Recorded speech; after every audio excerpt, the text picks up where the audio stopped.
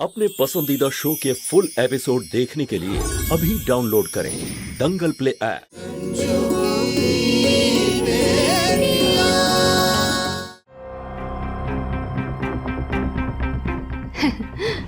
আর সব থেকে ছোট টিয়া, ওর থেকে বড় হলো মুস্কান, আর এই যে যাকে পালোয়ানের মতো দেখতে ও হলো বুলবুল, আর এই সবার চেয়ে বড় শালু।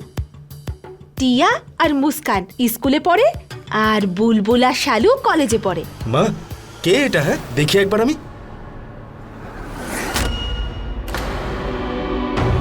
আরে, এ তো আমাদের কলেজে পড়ে, অনেকবার দেখেছি একে।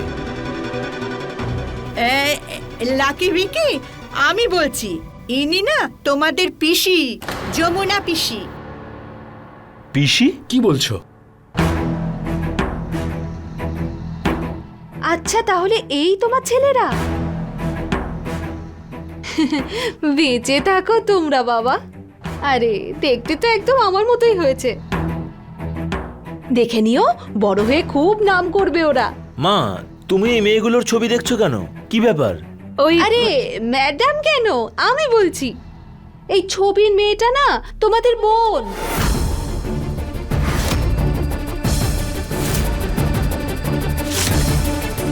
হ্যাঁ, সৎ বোন শালু। এখন তোমরা বড় নাকি ও ছোট সেসব আমি জানি না। চুপ করো না যমুনা। অ্যাকচুয়ালি না, আমি তোমাদের দুজনকে কথাটা বলতামই। মা, উনি যেটা বলছেন সত্যি?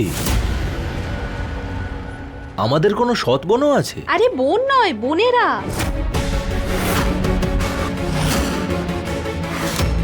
শালু ছাড়াও আরো 3 জন আছে।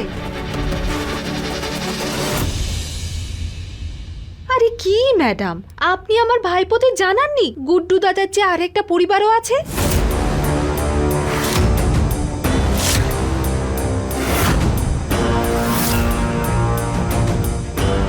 এসব কি হচ্ছেটা কি মা? এই বাড়িতে কি শুরু হয়েছে এসব? আগে আমাদেরকে এটা বলা হলো যে আমাদের একজন দিদাও আছে, যে জানি না কার একটা বাড়িতে থাকে। তারপরে হঠাৎ করে আমাদের পিসির সামনে চলে আসে, আর এখন আমাদের বোনও আছে। এত সারপ্রাইজ তো আজ পর্যন্ত কোনোদিন পাইনি, যেটা এই 48 ঘন্টার মধ্যে পেয়ে গেলাম। মা, তুমি পুরো সত্যিটা কবে বলবে? আর মা, হঠাৎ করে একটা সৎ পরিবার আমাদের মাঝখানে কোথা থেকে এলো?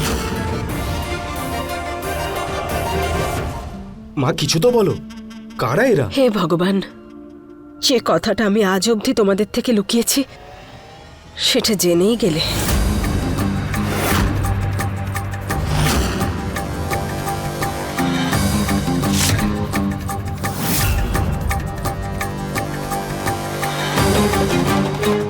মা, মা,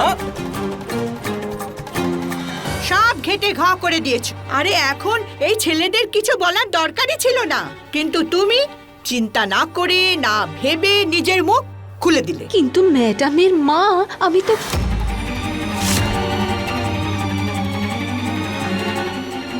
একদিন তো এই সত্যটা সবার সামনে আসতোই, আজই হোক। কিন্তু এখন কি হবে? যা হবে দেখা যাবে। শোনো, ললিতা মেম সাহেব তোমার সঙ্গে পরে কথা বলবে। হ্যাঁ, তুমি এখন যাও। ঠিক আছে, এখন আমি চলে যাচ্ছি।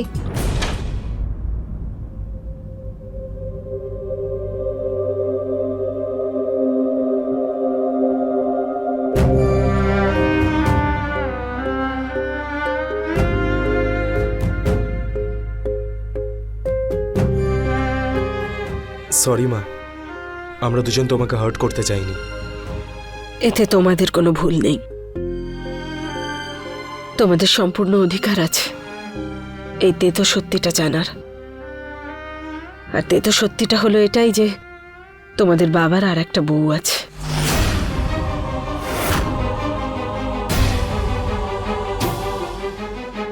আর ওদের সন্তানও।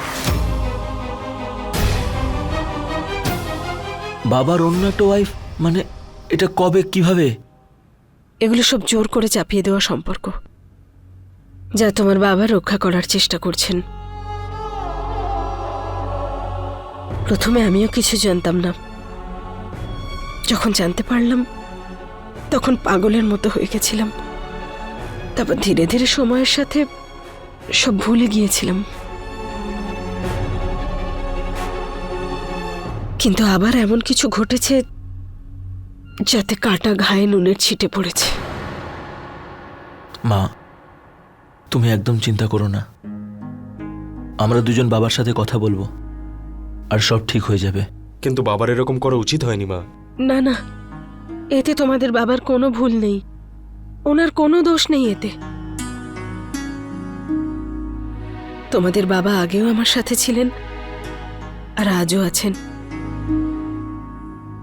এই সমস্ত কার্যকলাপ ওই জঘন্য মহিলার, এই সমস্ত চাল ওই লোভী মহিলার। সবার আগে ও এই শহরের ওই বাড়িটা দখল করেছে, আর যখন তোমাদের বাবা ওই বাড়ি ছেড়ে আমার কাছে এই বাড়িতে চলে এলো তখন। তাহলে কি মা, এমন কি কথা যেটা তোমাকে বিরক্ত করছে? মা, কালকে তুমি আর বাবা ওই মহিলার ব্যাপারেই কথা বলছিলে, তাই না?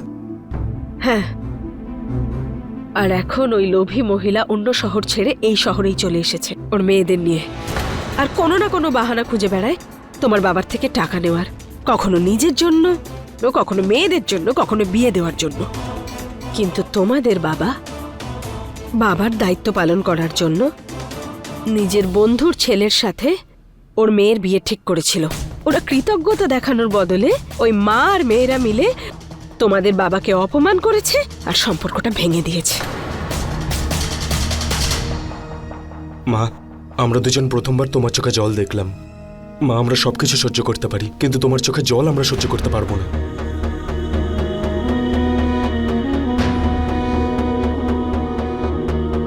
আমি তোমাদের দুজনকে কথা দিচ্ছি, প্রমিস করছি যে আমি আজকের পর আর কখনো কাঁদবো না, কখনো না।